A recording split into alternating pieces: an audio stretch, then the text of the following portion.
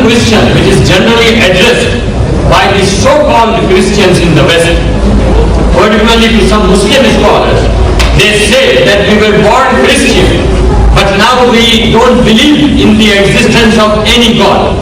So how to convince such so-called materialists and atheists, and how to prove before them the existence of God in the light of the Holy Quran?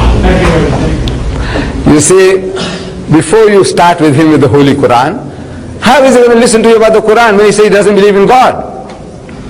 So, these people you're talking about, this Westerner, whoever he is, whether American or British, he is still a Christian subconsciously at the back of his mind. Because as soon as a fight starts between the Muslim and the Christian, he will take the Christian side. Why? He is still a Christian subconsciously. So, now what you do with him, a technique, I'll show you. As soon as you ask any of these people, you meet them in the flesh, he said, what church you belong to? He said, no, I don't go to any church. I don't believe in God. So you tell him, congratulations to you. Amazing, amazing. The man said, I don't believe in God. I said, tell him, congratulations to you. And the guy gets shocked. He expects you to chop off his head. Kafir, mardud. You don't believe in God? Chop off his head. That's what he expects from the man of religion. I said, no, congratulations to you. He said, why congratulations? I said, you see, if you told me you are a Christian, no congratulations. Because your father was a Christian, your mother was a Christian. Right? He said, right. So what did you do? Nothing. You tell me you are a Muslim? No congratulations.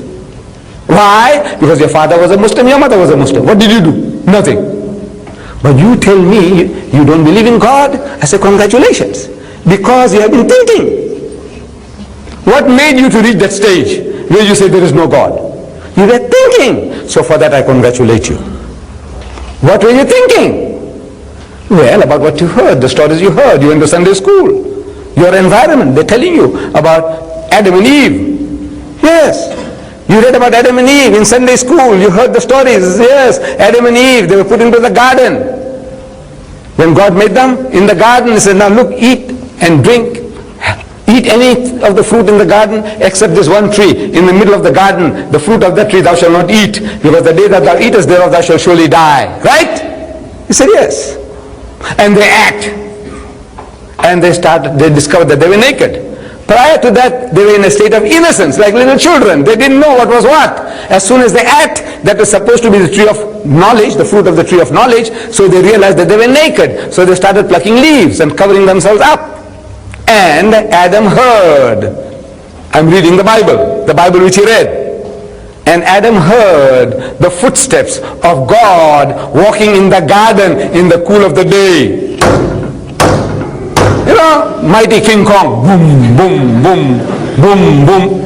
That's what the Bible says. He heard the footsteps of God walking in the garden in the cool of the day. It was afternoon, late afternoon. So Adam went and hid himself away in the bushes. So God comes and stands where Adam was a few seconds before, and he scans. He can't see them. So he shouts, Adam, Adam, where art thou? Kaha hai tu, kaha hai? Poor God, he didn't know where Adam was. Or maybe he was playing hide and seek. Look, we do play hide and seek. You see, I do it with my grandson. He's 4-year-old now. See, I go home, my grandson, he's there in front of me. But I look up all over. I say, Rais, Rais, tu kahan hai? I say, where are you? And he's having a good laugh. He thinks, grandpa can't see. Look, I'm playing the fools with him. He says, where are you? Where are you? He's laughing. So maybe God Almighty also, he wants to play a little joke with Adam and Eve. So Adam peeps through the bushes and he says, I'm here. So why do you behave like that? You have done something wrong. He said, no, I was naked. So how do you know you were naked? You have been eating of the fruit. He said, no, the woman that thou gavest to me, that woman. You see, if you didn't give me that woman, I wouldn't be in trouble. You gave me that woman, now got me into trouble. And you woman? He said, you're the serpent that beguiled me, passing the buck, the oldest game in the world. Don't own up. Now, I'm asking the Muslim, you believe in a God like that? You believe in a God like that? No. He says he also doesn't believe in a God like that. So congratulations. You read further down, Genesis. Hazrat Musa alayhi salam wanted to see God. So God says, look, you can't see me and live. The Quran says, Lan tarani, you'll never see me. But in the Bible, he's insistent. Like a spoiled child. He said, look, man, oh Lord, I love you so much, I must see you. What can you do with a fellow like that? He said, all right, I will appease you. So God Almighty puts him between two rocks and puts his hand in the opening. So Musa alayhi salam can't see him. Then he turns his back and he takes away his hand. And Musa saw the back of God, so his backside. Because his front side, if he saw, he would have died.